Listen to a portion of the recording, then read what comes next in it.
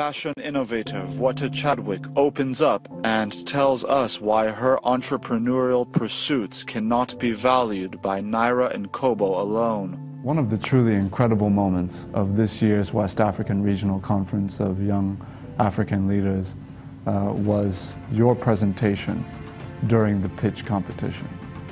And it'll be a privilege for our viewers to understand a bit about your background. What brought you into the Young African Leaders Initiative?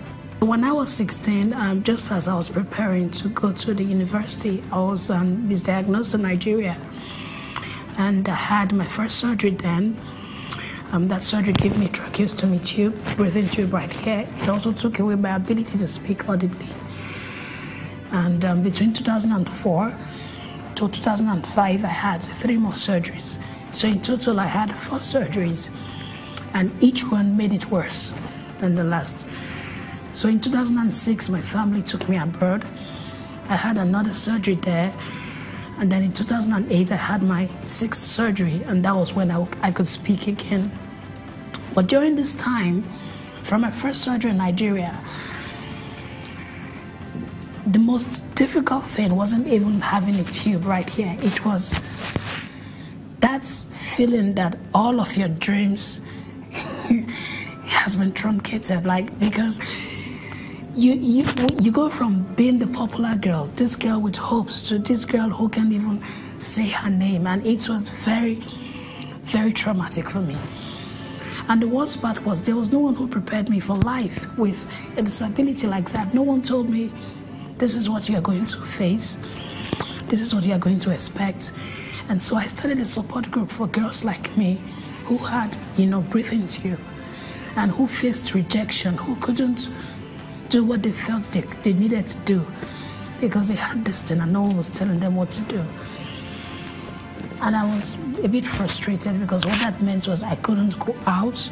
If I ventured out, I was always looking weird. I always had to wear a scarf over my neck, even though it doesn't match what I'm wearing.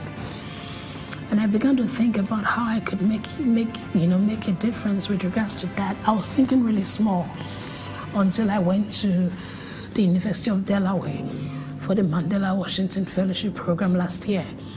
There I saw that it's a whole new market. The world is bigger than just tracheostomy. It's people with mobility difficulties. It's people who are blind, people who are deaf. We need some form of assistance or another. One of the amazing things about your story, and one of the reasons why it's so absolutely inspiring, is that you've clearly taken a perspective that goes beyond yourself, that even goes beyond the particular condition you face. I want to ask you a little bit about that. What has informed your perspective to look beyond yourself and to make it more than just about you? Because in the end, I really want to make a difference. I want to be able to contribute my 2 pence to putting disability issues on the front burner of Nigerian discourses. And I can't do that with just making clothes specific for persons who have tracheostomy. That would be reverse discrimination. Especially, I have a very good friend who I consider as family. Her name is Toby Loba Ajayi. She's also a 2016 fellow. And I had the good luck of staying with her in DC, in Washington, DC. And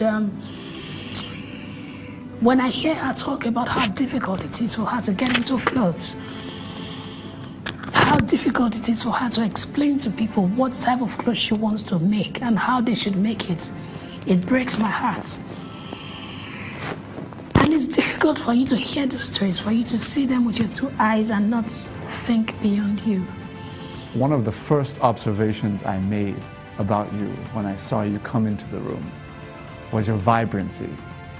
You have a spirit of color and brilliance and possibility.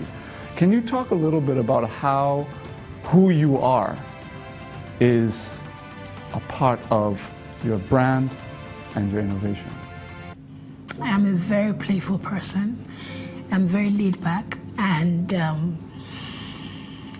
when I want something, I really want it. So when I want a dress, and I have an idea of how the dress should be, I really want it. And it doesn't matter how many times I have to try, but I keep trying until I get it right. And that is one thing that has helped me.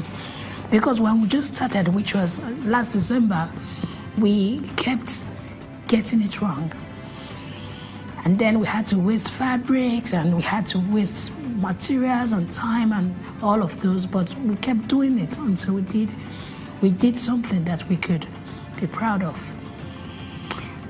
I am very proud of this dress, by the way, but it took a lot of time for us to perfect it so that I could actually wear it and it holds, but it doesn't look so big, it still looks fitted.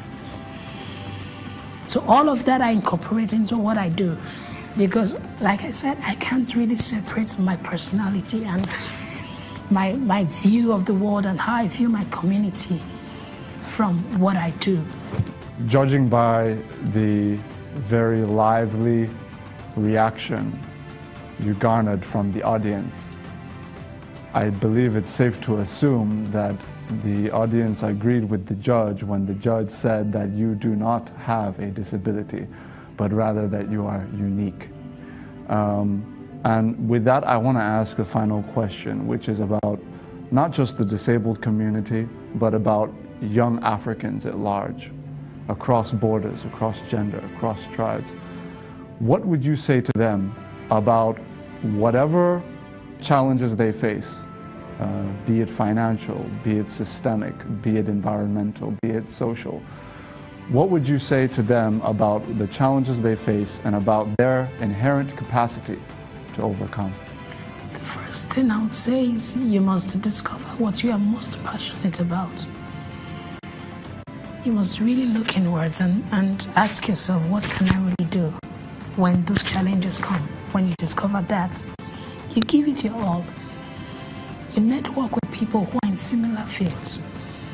They may have experiences to challenges and they may have thought of solutions, because those challenges will come. But when they come and you are very passionate about what you do, it becomes easier to weather them. And when you have a network, a support network that you can always reach out to and say, hey, you know what, I think I want to throw in my hat now. They can say, no, try this, do this differently, it could help. I don't know what else has helped me. Like, those are the two things that has really helped me. When I discovered that, even when I just had a surgery, I still want to, do this. And I just had a surgery, 25th of April, by the way. I still want to do this from my sick bed. Even when I'm not getting paid, I still want to do this, because this is not just about the rewards now. This is about my soul, feeling like my life is purposeful. And so I give it my all.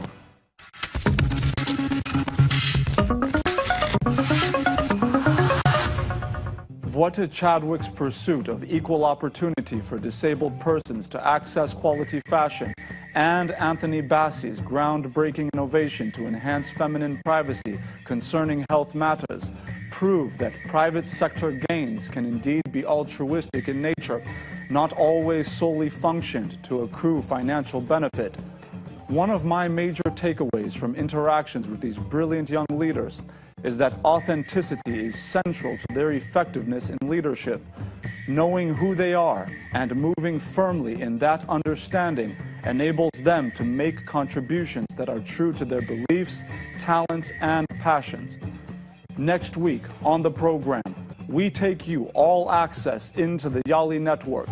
Separate from the Mandela Washington Fellowship, thousands of young African leaders from every sub-region are creating linkages to enhance their capacity to impact their communities in lasting ways. Do join us. My name is Ajuri Ngilale.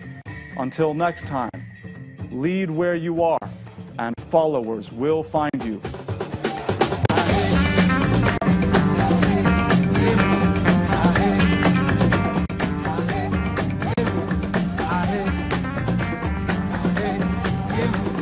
I